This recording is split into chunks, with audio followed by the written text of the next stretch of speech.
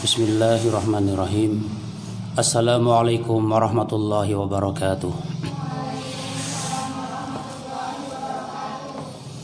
Innal hamdalillah nahmaduhu wa nasta'inuhu wa nastaghfiruh wa na'udzu billahi min shururi anfusina wa min sayyiati a'malina. May yahdihillahu fala mudilla lahu wa may yudlil fala hadiyalah. Wa ashhadu an la ilaha illallah wahdahu la syarika lah wa ashhadu anna Muhammadan abduhu wa rasuluh. Ya ayyuhallazina amanu taqullaha haqqa tuqatih wa la tamutunna illa wa antum muslimun. Ya ayyuhan nasu taqu rabbakumul ladzi khalaqakum min nafsin wahidah wa khalaqa minha zawjaha wa batha minhuma rijalan katsiran wa nisaa wattaqullaha allazi tasaaluna bihi wal arham innallaha kana 'alaikum raqiba. Ya ayyuhallazina amanu taqullaha wa qulu qawlan sadida yuslih lakum a'malakum wa yaghfir lakum dhunubakum wa may yuti'illaha wa rasulahu faqad faza fawzan 'azima. Amma ba'd.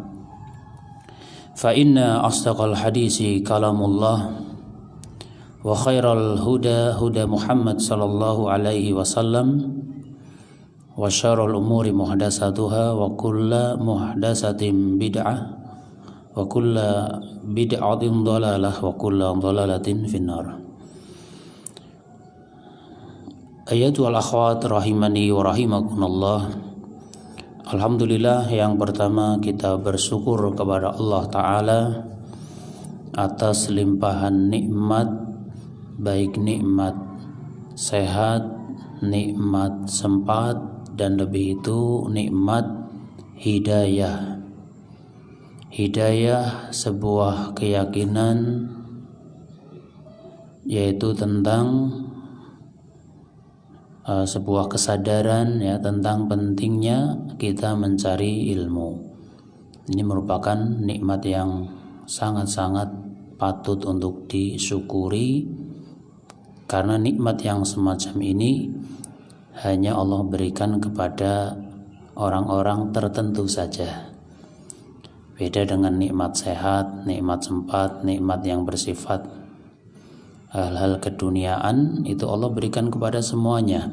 Tapi nikmat hidayah hanya kepada orang-orang yang dikehendaki oleh Allah Subhanahu wa ta'ala. Salawat serta salam semoga senantiasa terlimpah kepada suri teladan kita, Nabiullah Muhammad sallallahu alaihi wasallam beserta keluarga, para sahabat, dan para pengikutnya yang istiqamah, yang dia berpegang teguh mengikuti jalannya sampai akhir zaman. Ayatul akhwat rahimani wa rahimakumullah. Ya, sebagaimana yang kita ketahui di jadwal ya, bahwasannya untuk hari Selasa ya, insyaallah setiap kalau di jadwal jam 10 sampai jam berapa? Tengah 12 ya. Tapi qadarullah ya, tadi agak terlambat ya, insyaallah, atau semoga kedepannya kita bisa tepat waktu ya, jam 10 sampai tengah 12 ya. Setiap hari Selasa kita akan mengkaji bersama buku yang sangat terkenal ya di kalangan kaum muslimin, terutama bagi mereka yang mendalami pelajaran bahasa Arab, yaitu buku atau kitab Al-Muyassaru fi Ilmin Nahwi. Ya, kitab Muyassar ini ya, kitab Muyassar, Al-Muyassar fi Ilmin Nahwi, sebuah kitab yang ditulis oleh Al-Ustadz Aceh Zakaria bin Ahmad Qurahi. Semoga Allah memberikan pahala yang melimpah kepada beliau atas karyanya yang sangat bermanfaat ini. Ya, gimana? Iya, lewat sana kan ya. Apa sini? Oh ya, silakan.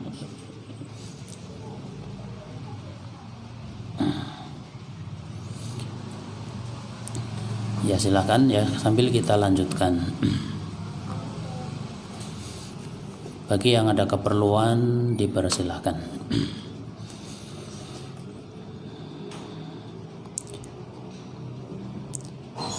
Ya, di sini kita mulai jilid yang kedua. Ya, karena jilid yang pertama atau jilid ke-1 sudah selesai ya, jilid 1 ya. Ya, alhamdulillah jilid 1 sudah selesai. Kita masuk ke jilid yang kedua. Ya, bagi yang memiliki silakan dibuka ya buku Muyassar jilid yang kedua, Al-Muyassaru fi Ilmin Nahwi. Diawali dengan Al-Muqaddimah. Ya, diawali dengan muqaddimah atau pendahuluan dari al-muallif. Al-muqaddimatu alhamdulillahillazi anzalal kitaba qur'anan arabiyyan la'allakum tattaqun. Ya, muallif Al-Ustadz Aceng Zakaria bin Ahmad Qurahi, semoga Allah berikan pahala melimpah kepada beliau. Al-Mu'allif mengatakan segala puji milik Allah yang telah menurunkan kitabnya berupa Al-Quran dengan menggunakan bahasa Arab agar kalian bertakwa. Ya, di sini disebutkan bahwasanya Al-Quran itu berbahasa Arab atau menggunakan bahasa Arab. Yang tentu di sana ada hikmahnya ya, karena tidak ada sesuatu pun yang ditetapkan oleh Allah yang telah ditentukan oleh Allah, melainkan pasti di sana ada hikmah yang terkandung di dalamnya. Dan diterangkan di sini tujuannya la'allakum tattaqun, agar kalian menjadi orang-orang yang bertakwa. Walladzi yassaral Qur'ana lidzikri la'allakum tafhamun. Dan zat yang telah memudahkan Al-Quran untuk diingat agar kalian bisa memahami ya. Sehingga sifat dari Al-Quran, dia punya sifat yasir atau yusr, mudah. Al-Quran punya sifat apa? Mudah. Sehingga ketika ada yang beranggapan Al-Quran itu kok sulit, ya ini tidak pas dalam mensifati Al-Quran. Al-Quran itu mudah dipelajari, mudah dihafalkan, ya. Dan juga tentunya Al-Quran akan menjadikan kita mudah dalam segala-galanya. Ya, ketika kita belajar Al-Quran, mempelajari, diawali cara membacanya, kemudian ditingkatkan memahami bahasa yang digunakan oleh Al-Quran, yaitu bahasa Arab, kemudian ditingkatkan lagi dengan mentadaburinya, mengkaji tafsirnya, setelah itu diamalkan kandungannya, dan setelah itu didakwahkan juga kepada yang lain. Ya, maka ini akan memberikan kemudahan di dalam kehidupan kita. La'allakum tafhamun, agar kalian bisa memahaminya. Wassalatu wassalamu ala nabiyyina Muhammadin an-nabiyil arabiyyil mab'usi bi kitabim mubin. Salawat serta salam semoga senantiasa terlimpah kepada Nabi kita yang bernama Muhammad sallallahu alaihi wasallam, seorang nabi dari bangsa Arab yang diutus dengan membawa kitab yang jelas. Wa ba'du, adapun setelahnya, ya di sini kita sisipkan sedikit. Ya, kenapa dibacanya wa ba'du pakai dhammah bukan wa ba'da pakai fathah, apalagi wa ba'di pakai kasrah tapi pakai apa? Dhammah. Ada yang tahu kenapa kok wa ba'du gitu? Ada yang tahu? Padahal lafadz ba'd ya, ba'dun itu atau ba'da atau ba'di itu adalah dzaraf. Ya, dia adalah dzaraf. Yang namanya dzaraf umumnya adalah pakai apa? Kalau dzaraf itu nasab atau rofa atau majrur? Apa? Nasab ya kan? Di jilid 1 sudah dibahas nasab. Tapi kenapa di sini wa ba'du pakai dhammah?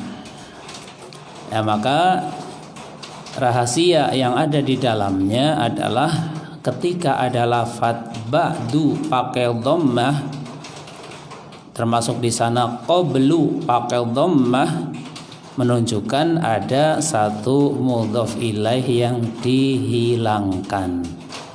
Ya. Wa ba'da dzalika, itu misalnya ya, atau wa ba'da hadza. Kemudian mudhof ilaihnya itu dihilangkan, maka berubah hukumnya menjadi mabniyun 'ala dhammi ya, hukumnya berubah menjadi mabni menggunakan dhammah. Dan itu sangat banyak kita jumpai ya di dalam Al-Qur'an.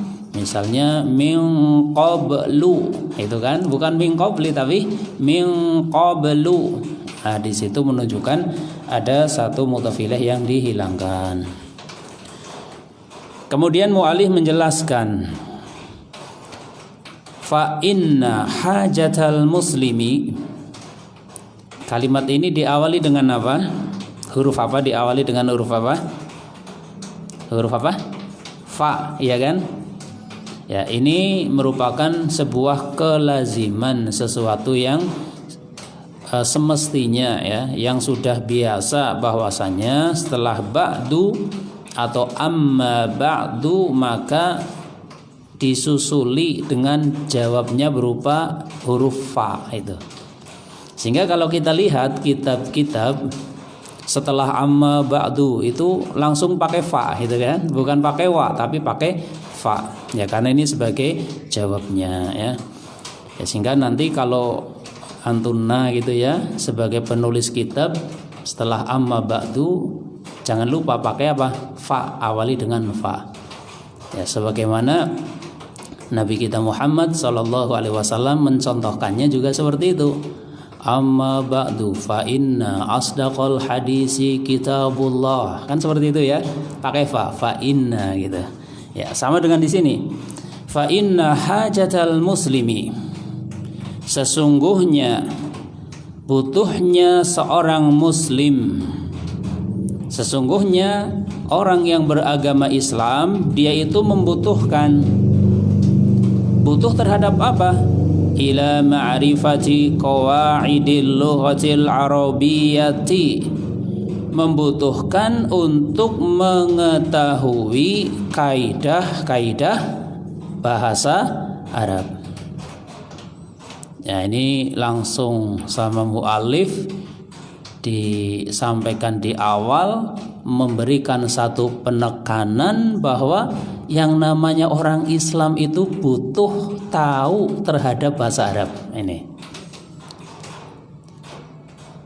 Dan itu kita akui, karena ternyata yang butuh mengetahui kaidah bahasa Arab itu semuanya.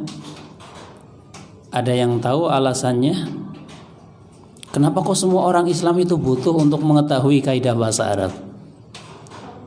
Karena setiap hari dia melaksanakan satu kewajiban yang harus pakai bahasa Arab. Kewajiban apa? Salat. Boleh nggak orang Jawa gitu ya, karena nggak tahu bahasa Arab, udahlah saya sholatnya pakai bahasa Jawa saja. Sah nggak sholatnya? Nggak sah. Mau nggak mau harus pakai bahasa Arab. Meskipun dia orang Jawa gitu kan ya.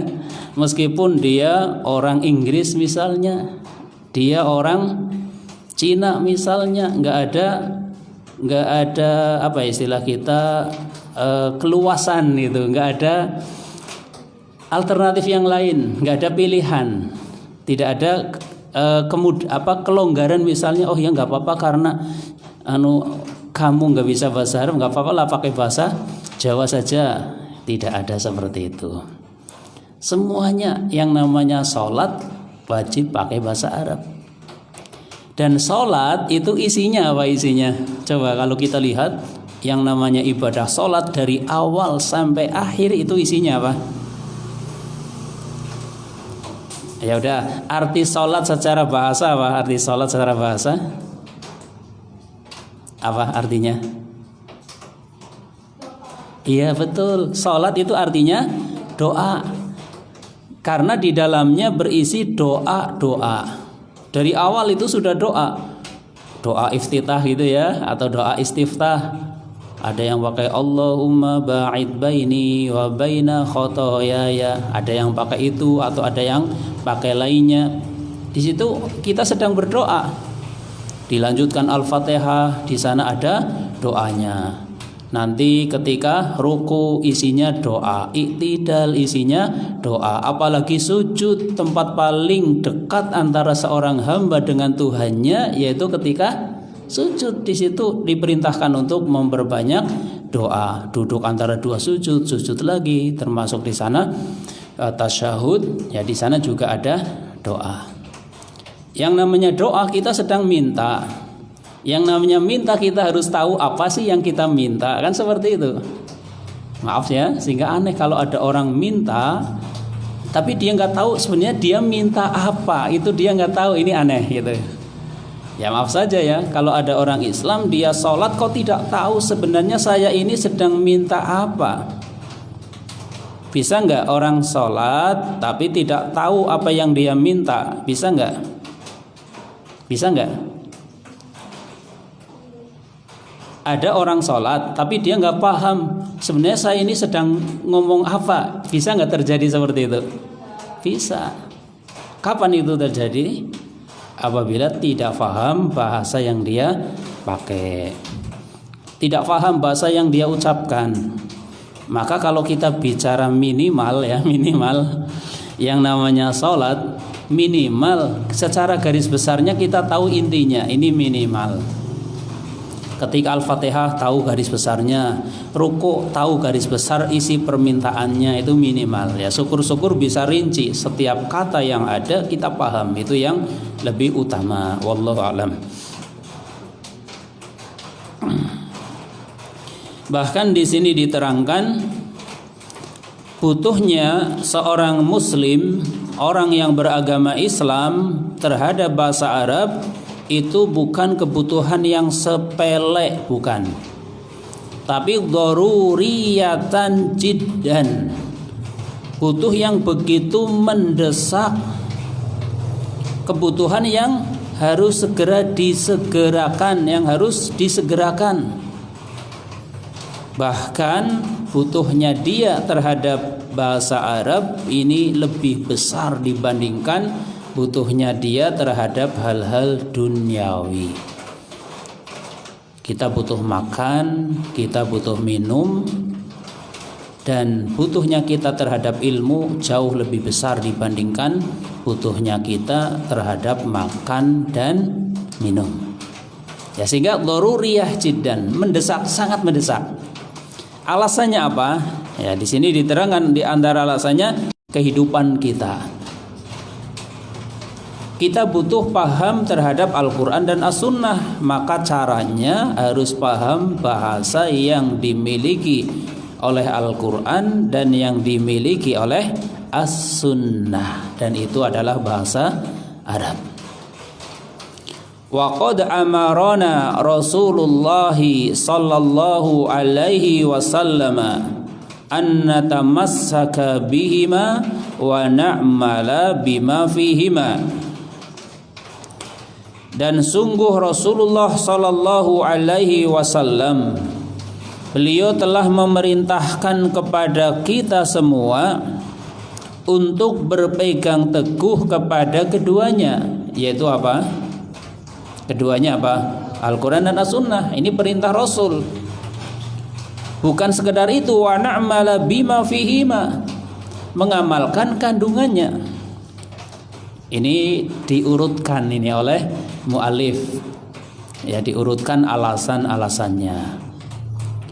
Rasul merintahkan kita untuk berpegang teguh kepada Al-Quran dan As-Sunnah sekaligus mengamalkannya. Wala yumkinu an nafhamahuma fahman tamman illa ba'da ma'rifati qawaidil lughatil arabiyyah. Dan mu'alif mengatakan tidak mungkin apa? An nafhamahuma fahman tamman, kita bisa faham terhadap Al-Quran dan As-Sunnah dengan pemahaman yang sempurna. Tidak mungkin kita bisa faham terhadap Al-Quran dan As-Sunnah dengan sesungguhnya, dengan sebenar-benarnya, illa ba'da ma'rifati qawaidil lughatil arabiyyah, melainkan setelah kita mengenal kaidah-kaidah bahasa Arab. Ya, sehingga para ulama kita, mereka menyebutkan bahwa belajar bahasa Arab itu hukumnya sunnah atau wajib. Apa? Wajib apa sunnah belajar bahasa Arab? Wajib. Ya, para ulama ya, mereka menjelaskan seperti itu. Hukum belajar bahasa Arab itu adalah wajib. Ya, wajib dari sisi fikih, berarti harus ditunaikan. Bukan sekedar sunnah ya, yang apabila tidak ditunaikan tidak berdosa, bukan itu, tapi jatuh kepada wajib. Ya, meskipun di sana ada yang wajibnya ain, ada yang wajibnya kifayah. Ya, tapi yang jelas hukumnya adalah wajib. Ya.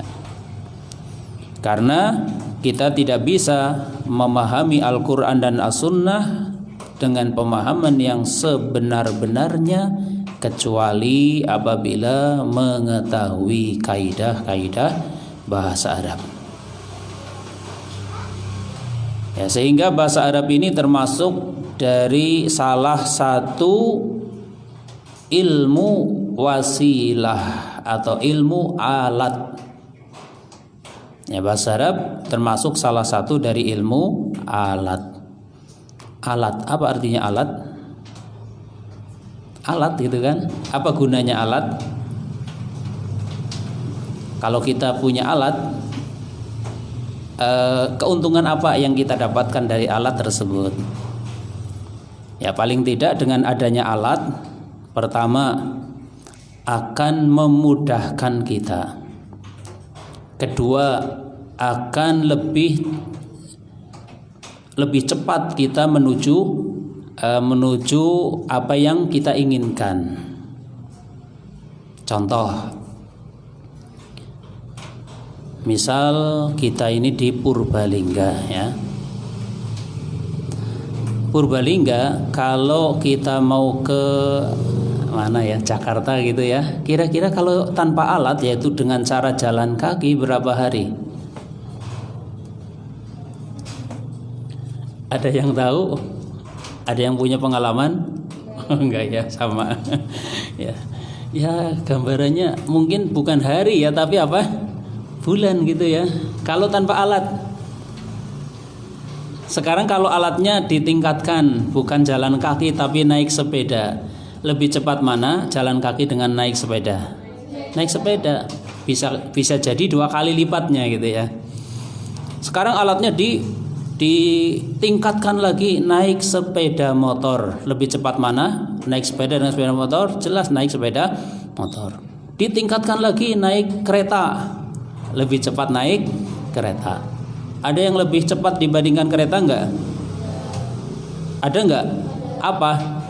Pesawat berapa menit? 45, Masya Allah ya, udah pengalaman. Ya, Purbalingga sudah ada ya, dari Purbalingga ke Jakarta gitu. Ya, hitungannya cuma menit gitu kan. Artinya apa? Semakin canggih sebuah alat, maka akan lebih memudahkan kita dan lebih mempercepat kita menuju tujuan yang kita inginkan. Memang betul jalan kaki bisa nyampe, tapi Masya Allah lamanya luar biasa gitu kan. Tapi kalau naik pesawat Masya Allah cepatnya luar biasa. Ya, demikian juga untuk memahami tujuan, ilmu tujuan yaitu Al-Quran, As-Sunnah, ini ilmu tujuan. Ketika kita memiliki alat maka akan lebih mudah untuk cepat memahaminya. Ya. Kembali ke sini, itulah alasan dari mu'allif ya kenapa mendesak bagi kita orang Islam untuk belajar bahasa Arab. Ya, sangat mendesak, bukan nanti 1 tahun lagi lah, 10 tahun lagi. Bukan seperti itu, tapi mendesak. Yang namanya mendesak ya segera gitu. Demikian juga mu'allif mengatakan wa mazala aksarul muslimina ya'taqiduna anna qawa'idal lughatil arabiyyati ala janibin kabirin minas su'ubati wa ta'qidi. Akan tetapi masih banyak orang-orang Islam yang mereka meyakini ya ada, bahkan di sini bukan sekedar ada tapi banyak, bukan sekedar banyak tapi kebanyakan, lebih banyak gitu kan, aksar itu. Kebanyakan orang-orang Islam mereka meyakini bahwa kaidah bahasa Arab itu secara umum sifatnya sulit dipelajari dan rumit. Su'ubah wa ta'qid. Sudah sulit, rumit. Ada atau banyak orang Islam yang ketika ditawarkan belajar bahasa Arab yang tergambar di di pikirannya, wah berat loh, sulit. Ada enggak? Ada. Bahkan banyak. Maaf ya, bahkan majelis halaqah yang paling paling kurang disukai kadang halaqah ini. Halaqah pelajaran bahasa Arab. Apa buktinya? Buktinya apa? Buktinya dibandingkan dengan majelis-majelis yang lain, kalau majelis yang lain biasanya awalnya sedikit, lama-kelamaan jadi banyak. Pengajian umum misal. Tapi kalau majelis bahasa Arab, kebanyakannya awalnya banyak, tahu-tahu kan sedikit, tapi tahu-tahu hilang itu majelisnya, bubar itu. Itulah yang sering terjadi dan itu yang dirasakan di Purbalingga atau di setiap tempat. Ya, ini yang ada di tempat lain mungkin bisa menjawab ya. Kondisi seperti ini itu yang umum terjadi di mana-mana. Awalnya banyak, tahu-tahu hilang itu. Tahu-tahu sudah nggak ada lagi majelisnya. Ya, karena sangat minimnya ghirah dari kebanyakan kaum muslimin. Ya, dan itu yang kita rasakan ya. Ya, misal ana sendiri biasa dari zaman dahulu ya. Ana mulai belajar itu sekitar tahun 97. Sudah lahir atau belum? Belum. Lahirnya tahun berapa? 2000? 2004, 2002 ya. Ya. 2005 gitu ya. Ya kayak anak-anak ya. Ya anak-anak juga tahun segitu lahirnya itu. Ya. Dari dulu seperti itu, awalnya banyak. Pernah pertama langsung banyak 80 peserta gitu kan. Tahu-tahu apa? Berkurang satu sampai habis. Ya. Akan tapi ketika anak belajar, anak sudah niat yang namanya belajar itu adalah, maaf ya istilah kita orang Jawa itu siapa yang lebih kuat, kuat-kuatan siapa gitu. Artinya gini, selama ustadznya masih siap ngajar, maka ana siap belajar gitu. Sehingga dari para ustadz yang ana belajar, kebanyakannya bahkan semuanya ujung-ujungnya ana belajar privat. Ustadz yang pertama awalnya banyak sampai anak privat kepada beliau mungkin sampai ada 5 tahunan. Ustadz yang berikutnya juga seperti itu, awalnya banyak sampai akhirnya anak privat kepada beliau mungkin sampai ada 6 tahunan. Dan privatnya setiap hari itu, setiap hari dari asar sampai maghrib setiap hari selama mungkin yang dalam waktu tidak terputus itu ada 6 tahun. Dengan ustadz yang lain sama lagi seperti itu kasusnya. Awalnya banyak, akhirnya belajar sendiri. Dengan ustadz yang lain lagi seperti itu. Ya, ini menunjukkan masih minimnya hirah mungkin sebagian besar kaum muslimin terhadap mempelajari bahasa Arab. Ya, sehingga ini dituangkan oleh beliau. Masih banyak orang-orang Islam yang meyakini belajar bahasa Arab itu sulit dan rumit. Bihaitsu ya'taziru ala ayyi syakhsin an yafhamaha ma lam yatakhassas fi dirasatiha. Ya, ditambah lagi sebuah keyakinan bahwasannya tidak mungkin seseorang itu bisa mempelajari bahasa Arab kalau dia tidak mau takhassus dalam belajar. Artinya kalau dia tidak mau spesial atau ya kalau istilah kita, kalau dia tidak mau masuk ke pondok pesantren ya nggak mungkin bisa belajar bahasa Arab. Istilah kita seperti itu. Ya, dia akan bisa kalau mau takhusus, mungkin di pondok pesantren, mungkin di sekolah-sekolah Islam, barulah di sana dia bisa belajar bahasa Arab. Nah, ini yang disampaikan oleh muallif. Ya, ada orang-orang yang anggapannya seperti itu. Kalau nggak masuk pondok nggak mungkin bisa. Itu kan kadang ada ya. Padahal kenyataannya ada nggak orang tidak pernah masuk pondok kemudian dia paham bahasa Arab? Ada dan banyak. Kenapa? Karena yang namanya belajar itu tidak terbatas di tempat tertentu. Belajar tidak terbatas di tempat tertentu. Betul, di pondok pesantren lebih utama dari sisi lebih kondusif, lebih intensif. Tapi bagi mereka yang tidak punya kesempatan untuk bisa masuk pondok pesantren, maka tidak tertutup baginya untuk bisa mendapatkan yaitu kesempatan belajar bahasa Arab. Ya, jadi kita harus realistis gitu ya, realistis. Ada sisi idealis, ada sisi realistis. Idealisnya ya belajar lebih intensif, lebih kondusif ya masuk pondok pesantren.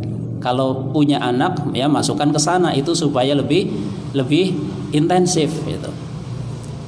Tapi realitanya ada orang-orang yang tidak punya kesempatan untuk bisa masuk ke sana. Nah, maka kita katakan dia masih bisa punya kesempatan meskipun tidak masuk ke pondok pesantren misalnya. Kemudian fahadha kitabul muyassar fi ilmin nahwi. Ini merupakan kitab muyassar dalam ilmu nahwu. Ya. Fahadha kitabul muyassar. Perhatikan di sini harokatnya.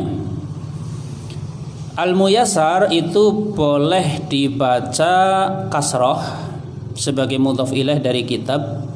Boleh juga dibaca rofa atau dhammah dengan niat lil hikayah. Sehingga fahadha kitabu al-muyassaru fi ilmin nahwi, itu boleh. Atau langsung dimajrurkan juga boleh. Nah, tapi lebih dekatnya adalah dengan bacaan lil hikayah dengan bacaan dhammah. Fahadha kitabu, kemudian apa? Al-muyassaru fi ilmin nahwi, karena sudah menjadi nama kitabnya adalah Al-muyassaru fi ilmin nahwi. Maka ini merupakan kitab muyassar fi ilmin nahwi. Wa qad wada'tuhu bi ibaratin sahlatin. Mu'alif mengatakan di dalam kitab ini saya menggunakan bahasa yang mudah. Wa amsilatin kasiratin, dan contoh-contoh yang banyak. Tujuannya apa? Liyashula fahmuhu, agar mudah dipahami. Wala siyama lil mubtadi'ina fi dirasatin nahwi, terlebih lagi bagi para pemula dalam belajar ilmu nahwu. Wallaha, kita baca dengan nasab, diniatkan sebagai isim sabik atau maf'ul bih yang didahulukan.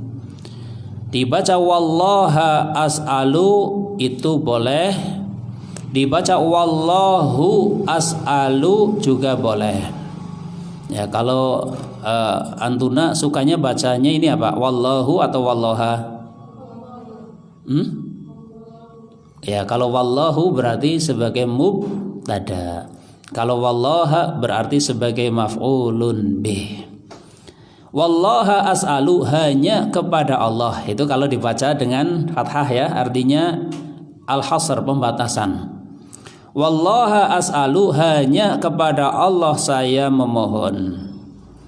Memohon apa? An yaj'alahu khalisatan liwajhihil karim, agar Allah menjadikan ya, kitab ini sebagai karya yang ikhlas mengharapkan wajahnya yang mulia, wa an yanfa'ana bihi yaumaddini wa huwa arhamur rahimin, dan memberikan manfaat kepada kita dengan kitab ini pada hari kiamat kelak.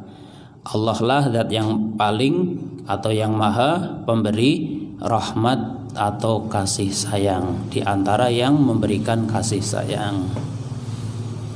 Horrata Sya'bana, ditulis di akhir bulan Sya'ban ya, sanata sittin wa salasina wa arba'imiatin wa alfin lil hijrah ya, pada tahun 1436 Hijriah.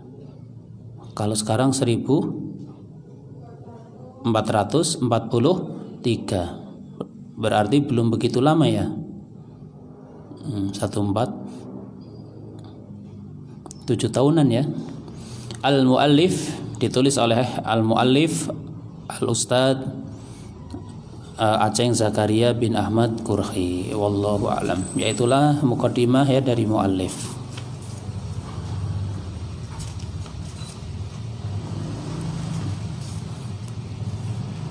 Di sini nggak ada jam, oh ya. Sekarang jam berapa? 11. Ya, nanti kalau sudah tengah 12 dikasih kode ya, karena di sini nggak ada jam. Ya. Sebelum kita masuk ke materi, ada pertanyaan atau langsung saja masuk ke materi?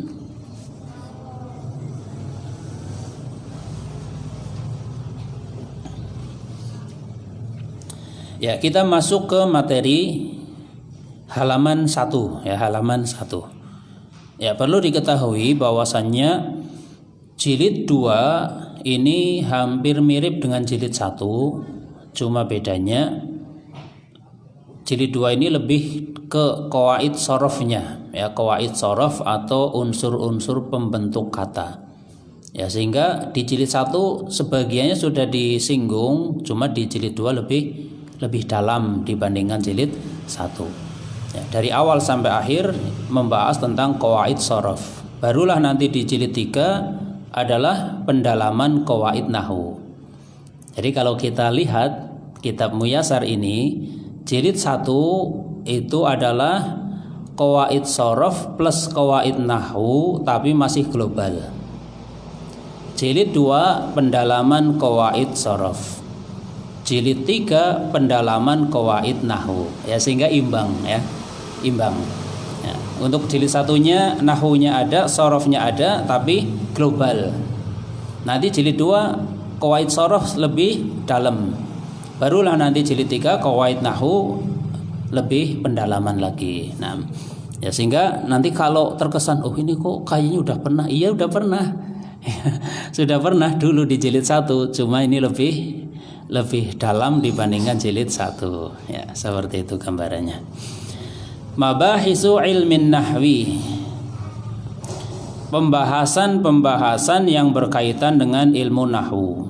Kita lihat di sini mabahis ilmin nahwi itu ada 3: al-harfu, al-kalimatu, al-jumlatu. Apa saja? Al-harfu, kalimah, dan al-jumlah. Harf itu merupakan unsur terkecil karena harf merupakan pembentuk suatu kata. Kemudian kalimah digabungkan muncullah al-jumlah. Ya. Jadi dari harf naik ke al-kalimah digabung jadi al-jumlah. Al-awwal al-harfu wa huwa atau al-harfu huwa ma yatarakkabu minhul kalimatu. Yang namanya harf atau huruf adalah sesuatu yang menyusun suatu kata. Simpelnya, huruf adalah penyusun suatu kata. Ya, al-kalimah terjemahan kita adalah kata. Satu kata itu tersusun dari apa? Dari apa? Huruf. Satu kata ada berapa huruf? Jawabannya tergantung kata yang ada gitu ya. Misal ada babun, ini satu kata tersusun berapa huruf? 3 apa 2? Ya karena alifnya dihitung gitu kan. Babun gitu. Misal masjidun berapa? Ya masjidun ada 4. Ya sehingga satu kata itu tersusun dari berapa hurufnya tergantung kata tersebut. Contoh huruf mislu ba, ta, sa atau yang lainnya dari huruf-huruf apa namanya? Hijaiyah. Jumlahnya sih berapa hijaiyah? 28 atau 29 apa 30? Berapa? Ya secara umum ya 28 gitu ya. Secara umum 28. Lam alif dihitung sendiri atau enggak? Ya lam alif kan lam dan alif ya. Ya sudah ada lam sendiri, sudah ada alif ya sehingga tidak dihitung lagi. Wallahu alam. Ya intinya huruf itu penyusun suatu kata dalam bahasa Arab yang dikenal dengan istilah huruf hijaiyah. Alif, ba, ta, sa, jim, ha, kha, dal, dzal dan sebagainya ya. Insya Allah sudah hafal. Ya. Kemudian setelah haraf meningkat ke al-kalimah. Ya, di sini penyampaian agak cepat tidak masalah ya karena sebagiannya sifatnya itu mengulang gitu ya, sifatnya mengulang. Al-kalimatu hiya lafzun lahu ma'nan. Nah, ini simpel ini pengertiannya. Yang namanya kalimah adalah lafaz yang punya makna. Apa arti kalimah? Lafaz yang punya makna. Apa ada lafaz tidak punya makna? Ada. Kalau ada lafaz tapi tidak punya makna, dia tidak bisa disebut kalimah. Sekarang pertanyaannya, apa yang dimaksud lafaz? Apa? Lafaz apa artinya?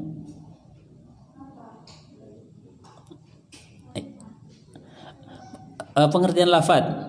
Kalimah adalah lafaz yang punya makna. Sekarang lafaz itu sendiri, apa artinya? Ya siapa bisa mewakili menjawab?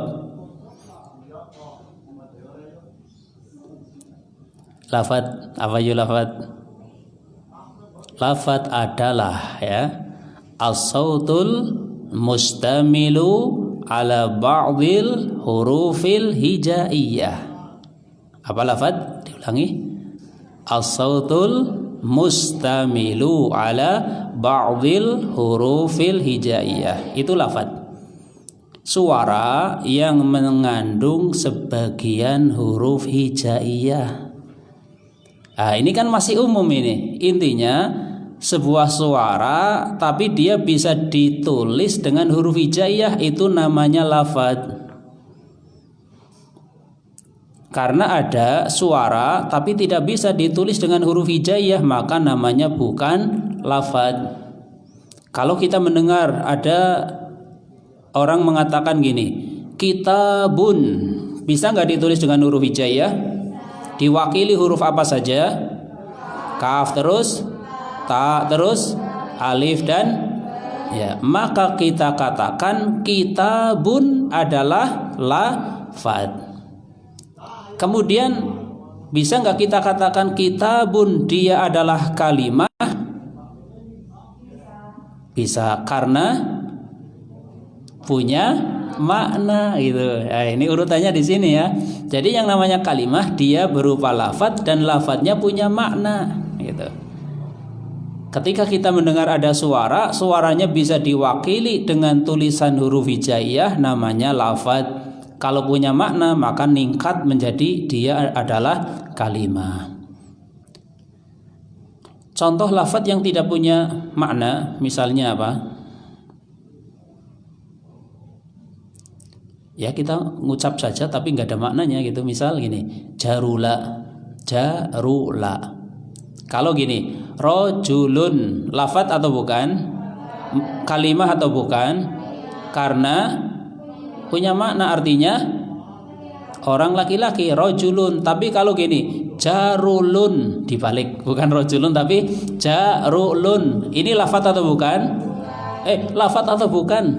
Lafadz. Kalimah atau bukan? Nah, ini bukan kalimah karena tidak punya makna. Meskipun dia lafadz tapi karena tidak ada maknanya bukan kalimah. Apalagi yang bukan lafadz itu ya, apalagi yang bukan lafadz maka tidak bisa disebut kalimah. Coba sekarang tulis. Siap? Ya, tulis ya. Misal nih, ini tulis pakai huruf hijaiyah. Ditulis bisa? Yaudah ini aja tulis. Suara ini tulis. Bisa nggak?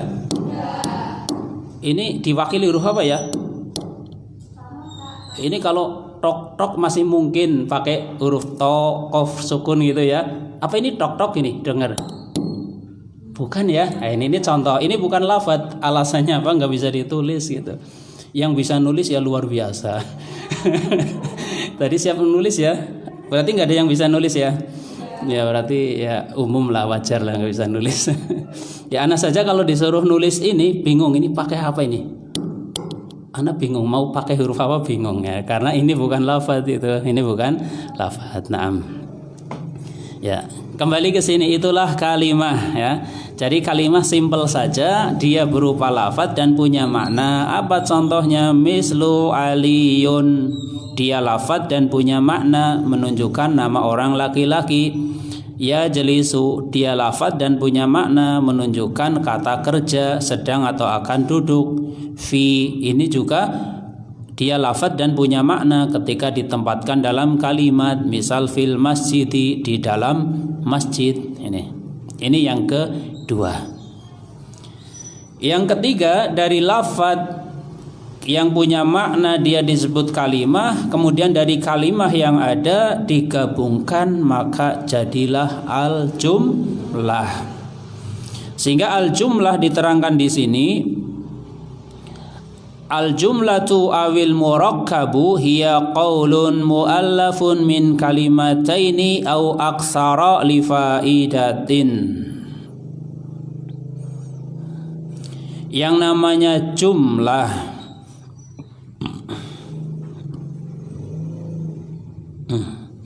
atau susunan. Ya di sini ada sedikit sisipan yang di jilid 1 belum disebutkan ya, sehingga perlu mencermatinya ya. Kadang ada dua hal yang mirip tapi sebenarnya ada perbedaan. Ya sehingga disebutkan orang yang cerdas itu orang yang bisa membedakan dua hal yang mirip tapi beda dan dia tahu bedanya. Inilah yang cerdas. Kalau membedakan dua hal yang jelas-jelas berbeda ya semuanya tahu ya. Antara api dan air, mana api mana air, kan jelas bedanya ya, sifatnya sudah beda, zatnya juga beda gitu. Antara orang laki-laki orang perempuan misal. Tapi ketika ada dua hal yang mirip, kita disuruh coba lihat bedanya di mana ini. Kita akan lihat di sini tentang al-jumlah berkaitan dengan Muyassar yang jilid 1. Di sana mungkin masih bersifat global, ya di sini ada sedikit rincian. Al-jumlah awil murakkab, yang namanya jumlah atau susunan, dia itu adalah qaulun muallafun, perkataan yang tersusun, min kalimataini, dari dua kalimah atau kata. Intinya susunan kata gitu aja. Minimal ya dua, au aksaro, atau lebih dari dua. Berarti berapa? 3, 4, 5. Ada nggak kalimat sampai 5 kata? Ada. Sampai 6, sampai 10 misal, seandainya bisa buat, ya termasuk, ini termasuk jumlah. Cuma minimal, kita bicara minimal adalah 2 kalimah atau 2 kata. Li faidatin, yang memiliki faidah. Memiliki faidah, punya makna, bukan sekedar susunan kata tapi entah apa maknanya, bukan itu. Tapi li faidah, itulah jumlah awil murakkab. Mislu, contoh, dibaca bersama. Apa contohnya? Nurus syamsi. Satu lagi. Ya ini. Pertama nurus syamsi. Ini susunan berapa kata, berapa kalimah? Ada faidahnya enggak ungkapan nurus syamsi? Faidahnya yaitu menunjukkan makna apa? Cahaya matahari. Cahaya matahari. Ini kan ada maknanya gitu. Maka kita katakan nurus syamsi, dia adalah murakkab, tersusun. Atau disebut jumlah juga boleh. Bandingkan dengan contoh kedua, kataba Muhammadun, Muhammad telah menulis. Di sini dilampirkan 2 contoh yang berbeda. Apa perbedaannya? Ya, perbedaannya adalah yang nurus syamsi, dia disebut jumlah, dia disebut murakkab, tapi dia bukan jumlah mufidah. Dia jumlah, tapi jumlah bukan jumlah mufidah, karena belum memberikan faidah kalimat lengkap. Tahu-tahu cuma ungkapan cahaya matahari. Apa maksudnya? Kan belum ada maksud dari ungkapan itu. Beda kalau gini, saya merasakan hangatnya cahaya matahari. Ini sudah lengkap. Atau kita mengatakan itu cahaya matahari, ini sudah lengkap. Tapi kalau cuma cahaya matahari, kan belum lengkap, ya kan? Maka ini namanya jumlah, tapi jumlah ghairu mufidah. Beda dengan kataba Muhammadun, ini sudah menjadi jumlah mufidah. Ya, sehingga dari sini bisa kita simpulkan jumlah itu ada 2. Ada jumlah mufidah, ada jumlah ghairu mufidah. Jumlah mufidah minimal, dalam pelajaran yang sudah kita pelajari, minimal di sana ada mubtada khobar atau ada fi'il fa'il. Apa arti jumlah mufidah? Jumlah yang di sana minimal berupa mubtada khobar atau fi'il fa'il. Ini namanya jumlah mufidah. Dan jumlah ghairu mufidah yaitu yang belum ada unsur tersebut. Contoh nurus syamsi, ini belum ada mubtadanya mana, khobarnya mana, kan belum ada. Dia baru mudhaf dan mudhaf ilaih, gitu kan? Ya. Sehingga para ahli nahwu lebih memberikan spesifik lagi, jumlah mufidah punya sebutan yang lain dengan istilah kalamun. Apa istilahnya? Kalamun, kalam. Sehingga kalam sama dengan jumlah mufidah. Sedangkan jumlah yang ghairu mufidah tidak bisa disebut kalam. Contoh, nurus syamsi, boleh nggak kita sebut dia kalam? Boleh nggak? Tidak boleh karena bukan jumlah mufidah. Tapi yang kataba Muhammadun, boleh nggak kita sebut dia sebagai kalam? Boleh karena sudah sebagai jumlah mufidah. Coba misal gini, ada kalimat babul masjidi, ini bisa nggak kita sebut sebagai kalam?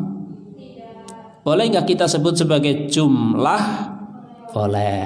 Dari sisi dia adalah jumlah tapi ghairu mufidah. Naam. Ya, bisa ya melihat perbedaannya? Ya, alhamdulillah. Kemudian kita lanjutkan.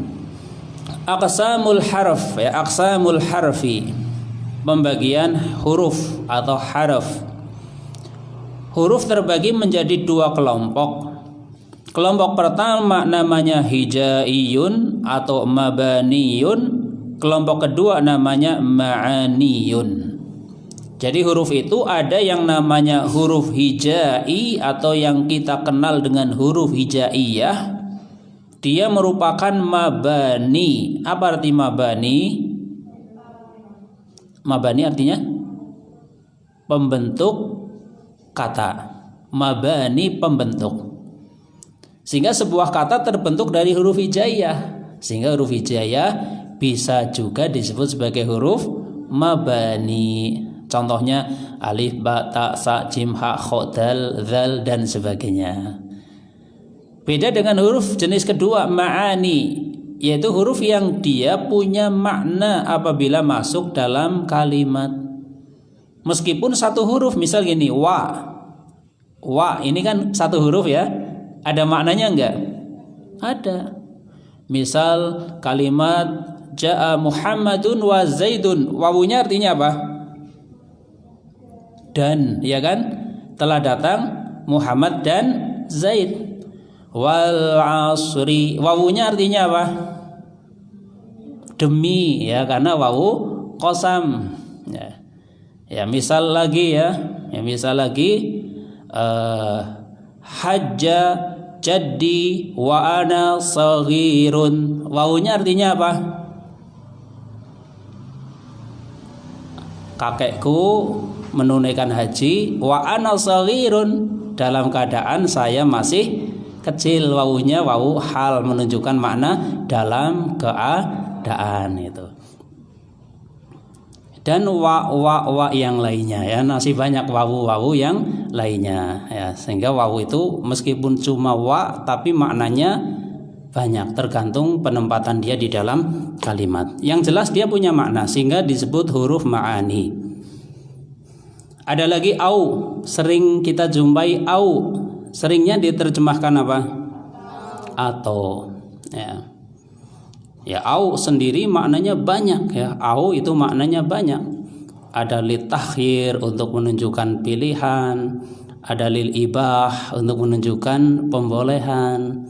Ya, bedanya kalau bisa digabung maka di sana bisa makna pembolehan. Tapi kalau tidak bisa digabung maka di sana aunya maknanya untuk pilihan gitu.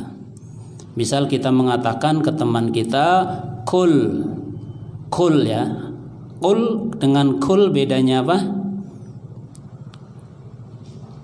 Ya, kul burtuqalan au tufahan. Artinya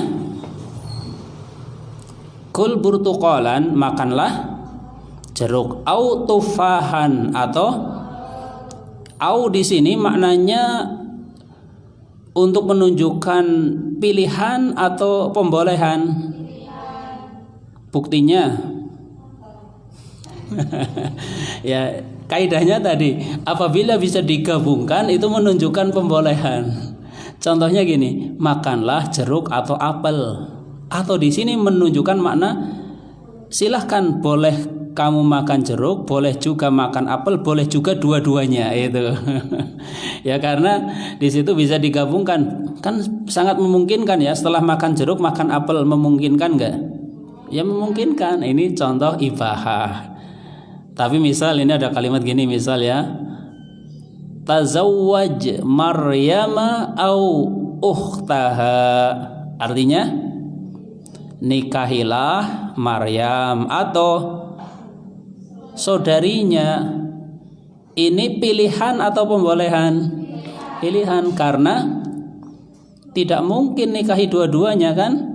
Dalam Islam nggak boleh nikahi kakaknya sekaligus adiknya, nggak boleh, harus milih. Ya nggak boleh rakus kan seperti itu. Ya harus milih, silakan nikahi Maryam atau saudarinya, harus milih salah satu, nggak boleh Maryamnya iya, saudaranya iya, nggak boleh. Nah, ini contoh pilihan. Ya kembali ke sini ya. Au ini contoh huruf ma'ani, dia punya makna. Berikutnya ada summa yang sering diterjemahkan kemudian. Ini summa. Berikutnya ada lagi apa? Min atau man. Ya, yang huruf itu min, kalau man bukan huruf. Ya, bacanya min, yang sering diterjemahkan dari. Ya, seringnya tapi tidak selalu ya, karena min sendiri punya berapa ya? Sekitar 16 makna. Ya, min itu sama-sama pakai min tapi maknanya bisa sampai 16. Cuma secara umum, kita bicara secara umum, seringnya diterjemahkan dari. Nah, ini namanya huruf ma'ani. Alasannya huruf-huruf ini dia punya makna ketika masuk dalam kalimat. Beda dengan huruf hijaiyah, dia nggak punya makna ya. Ada misalnya cuma tulisan sa, ya nggak ada maknanya gitu kan. Dia hanyalah pembentuk kata. Kemudian aksamul kalimah. Ya, setelah kita memahami pembagian huruf, kita lanjutkan pembagian kata aksamul kalimati. Ya, di sini ada sedikit perbedaan dengan sebelumnya ya. Bahwasanya di sini disebutkan pembagian kata itu ada berapa? 4. Padahal sebelumnya biasanya ada 3 ini. Kata itu ada yang pertama ismun, dia isim. Ya, Ana sampaikan bahwasannya untuk penulisan ismun, ya maaf saja ya, di buku ini semuanya salah itu ya. Harusnya di bawah alif tidak perlu pakai hamzah. Ya, ini sebagai bentuk apa namanya? Bukan kita menjelekkan buku ini, bukan ya, tapi sebagai bentuk yaitu lebih menyempurnakan buku ini ya. Jadi tulisan ismun tidak boleh di bawah alif ada hamzah, baik jilid 1, jilid 2 itu sama ya, ismun masih ada hamzahnya semua, padahal dalam penulisan qaid imla'nya tidak boleh pakai hamzah ya. Sehingga ya untuk menulis ismun jangan seperti yang ada di buku ini, tapi caranya tanpa hamzah. Ismun pertama ism, yang kedua fi'lun, kedua fi'il, ketiga harfun, kemudian yang keempat apa? Ismul fi'li. Nah, ini ada tambahan berupa ismul fi'li ya. Jadi yang namanya kalimah ada yang berupa kalimah isim, ada yang berupa kalimah fi'il, ada yang berupa kalimah harf, dan ada yang berupa kalimah isim fi'il. Kita akan pelajari satu persatu. Al-awwalu al-ismu, yang pertama isim. Ya, sehingga karena tulisan ismun tidak ada hamzah di bawah alif, ketika berawalan al, bacaannya bukan al-ismu, tapi apa bacaannya? Alis. Ya, seperti kita mengucapkan alis gitu, alismu. Apa? Ya, tapi bukan alis kamu ya, alismu gitu ya. Kalau bacanya alis kamu ya salah. Alismu. Kenapa? Karena hamzahnya hamzah wasal, sehingga bukan al-ismu tapi alismu. Alismu. Coba latihan. Misal kita mengucapkan istighfarun diawali dengan al, maka menjadi apa? Ya, jadinya alis, bukan al-is tapi alis gitu. Alistighfaru gitu. Satu lagi, ada ijtihadun diawali al menjadi ya alij gitu, jadinya alijtihadu, bukan al-ij bukan, tapi al-ij itu. Al-ijtihadu dan sebagainya. Kembali ke sini. Ya? Oh, sudah tengah 12 ya? Oh, Masya Allah ya. Berarti kita yang ini disambung pertemuan berikutnya ya. Ya, insya Allah kita lanjutkan rincian tentang ism ya pada belum rincian, masih global sebenarnya. Nanti rinciannya belakang lagi, ada rinciannya pada pertemuan berikutnya. Sebelum ditutup, kalau ada yang mau ditanyakan dipersilahkan.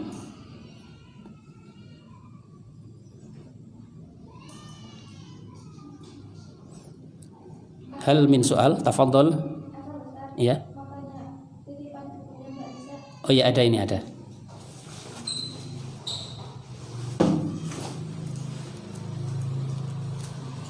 Yang ini ya.